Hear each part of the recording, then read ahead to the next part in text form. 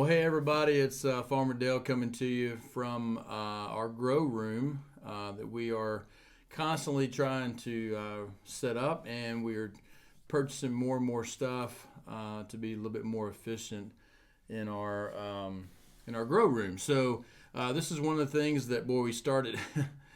We started some stuff in a windowsill, and then we took one small bedroom last year, and we had one table, and I had um, some stand up grow lights from Ferry Morse, and we only had probably 8 of those, or I think it was 8, maybe only 6 of those.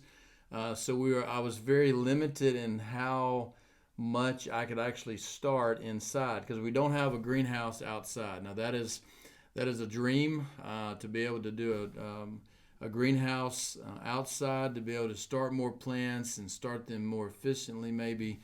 But this grow room has been a very successful thing. Last year we started all of our tomatoes, we started all of our peppers, and we started a group of sunflowers inside. So we're constantly getting better at starting these things and learning the technique that needs to be done, the watering system, how much you water, the humidity level, the temperature in your room, and all that stuff, because there's a lot that goes into it, and it seems like an easy process. And once you learn, it is a pretty easy process, but it does take some time to get that figured out. But today, we're talking microgreens and lettuces that can be grown inside. Now, right here behind me, last year, I told you we just had a fold-up table, and I had a card table, which it worked. It was great, and we were very successful in there. It was a smaller room. I was able to really control the temp in that room very well. But this year, we wanted to expand. We needed to be able to grow more plants to be able to get a head start, and that's the biggest thing. Two reasons to really start your plants inside, I think. Number one is being able to start your plants early, get a head start. For peppers and tomatoes, it is a must. You must start those things inside if you're going to get those started outside. Now, you may go to a big box store or a small chain nursery, something like that, and be able to start or buy your plants to be able to transplant those into your garden. But what I have found is that if I want to grow different varieties and different kinds of things to be able to sell at our farmers market, then I need to learn how to grow those inside. So because you can't just go and buy certain varieties. If you're going to grow some different stuff, you've got to be able to learn how to grow those things in your home. So we're not talking about seed starts today on all your plants, but we're talking microgreens is what we're talking. But just to give you a glimpse of kind of how we've changed and we've moved, and I've tried to change how we do things to be a little bit more efficient, is really, really important. Now, so we're talking your grow room. What does your grow room look like? You can grow a lot of plants in a very small amount of space, but to do it in a large scale, you need a little bit more space to grow. So we decided that we needed to go purchase some of these shelf racks, these metal racks.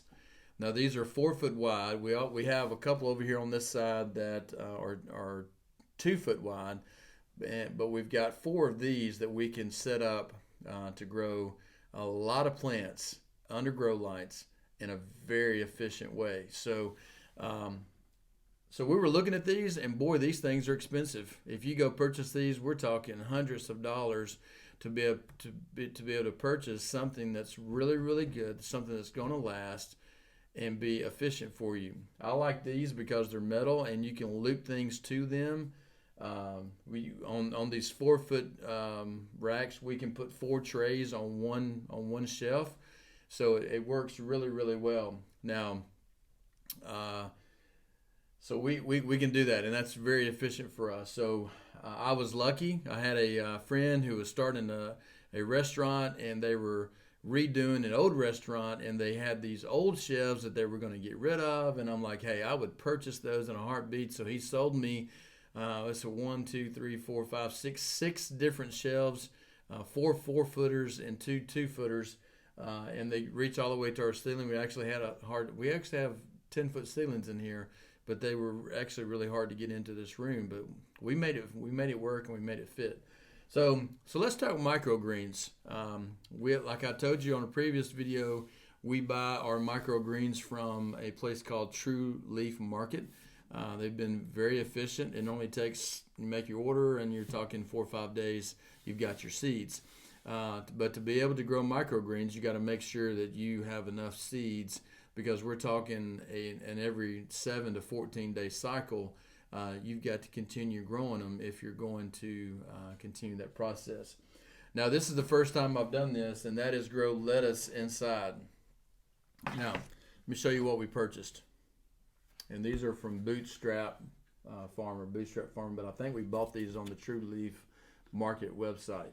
You're going to need 2 things to grow these, and this is I think these are called a 10-20 tray.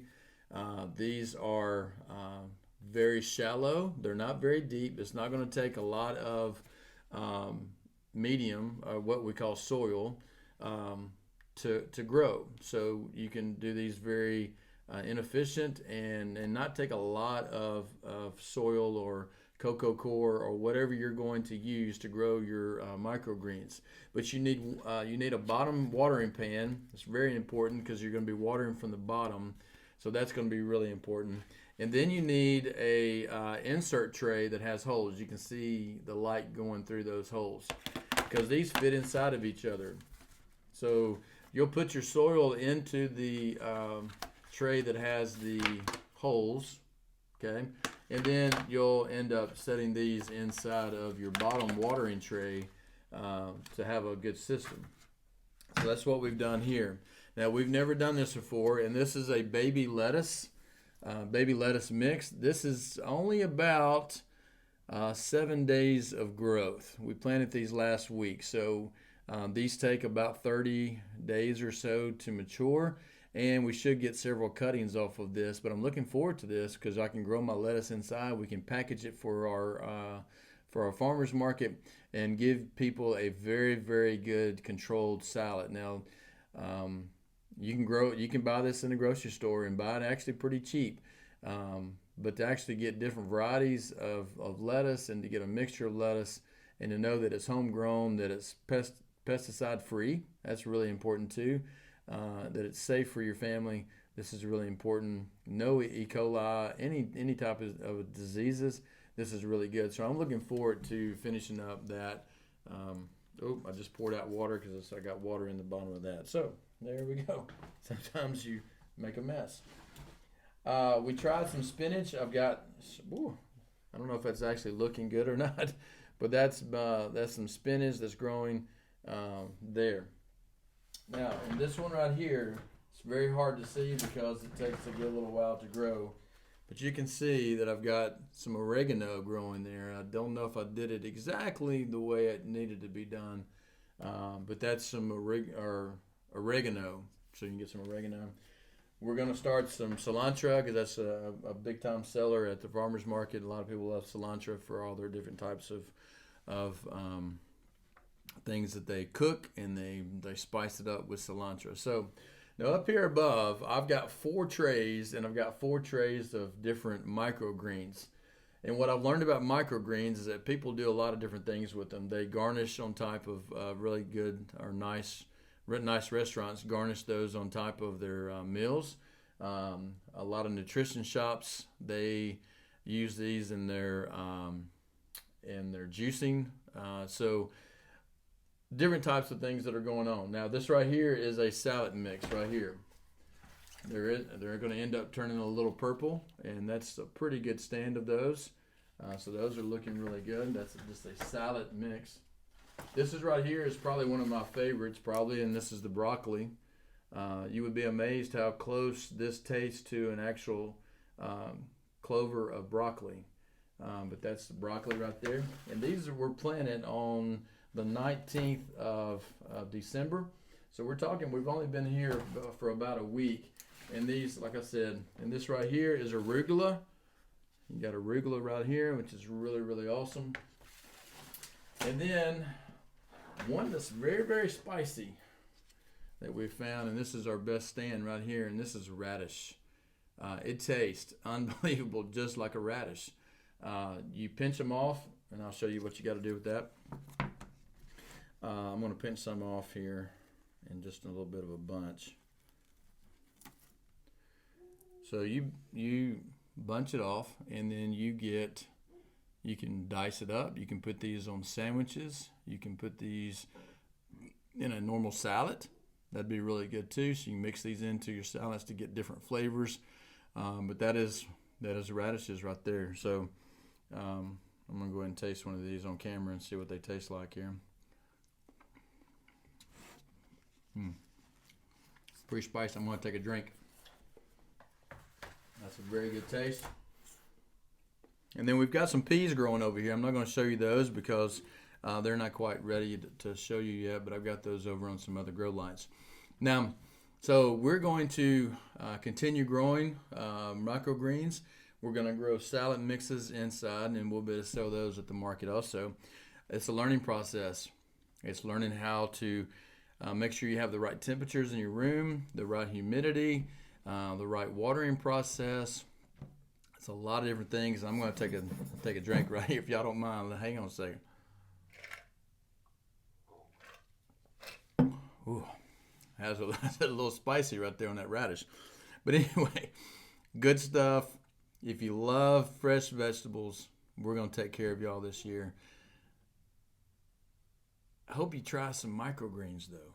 We're going to package them up real nice. You don't have to buy a lot of them. You can buy them in smaller little amounts to be able to garnish certain things you got going on for your cooking in your home. So I hope that you are cooking at home. We like to go out to eat. We spend so much time growing this stuff. We're like, let's go out to eat. But it's good stuff, and I know that you will enjoy what we're growing. We'll do some more videos on microgreens in the future and how we're the processes of that and how we actually do it. So I'll go through a process of how we've actually started those, kind of a step by step. So hey, hope you're having a good time. Very close to New Year's. I hope y'all have a good, happy New Year. Farmer Dale.